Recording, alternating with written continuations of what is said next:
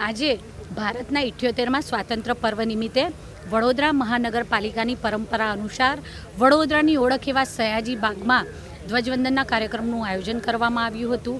આપણે સૌ જાણીએ છીએ તેમ આ મહામૂલી આઝાદી 78 વર્ષ પહેલાં જ્યારે દેશ આઝાદ થયો, આ આઝાદી મેળવવા માટે તે સમયના આપણા ભારત દેશના પ્રત્યેક પરિવારમાંથી કોઈએ ને કોઈએ બલિદાન અને ત્યાગ આપ્યું છે અને આ ત્યાગ અને બલિદાન એની પાછળ કરાયેલો પરિશ્રમ અને કેટલાય આપણા દેશના યુવાનોએ તે સમયે પોતાની જુવાની જેલોમાં ખપાવી દીધી હતી।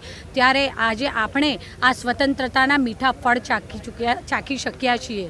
આદરણીય વડાપ્રધાન શ્રી નરેન્દ્રભાઈ મોદીજીએ 2047માં જ્યારે આપણા દેશને આઝાદ થયાના 100 વર્ષ પૂર્ણ થશે ત્યારે આપણા દેશને વિકસિત ભારતના દેશ તરીકેના અર્થને સાર્થક કરી અને ખરા અર્થમાં દેશ વિકસિત બનશે એવું સ્વપ્ન જોયું છે। આ સ્વપ્નને સાચું કરવા માટે પ્રત્યેક ભારતીય અત્યારે પ્રતિબદ્ધ છે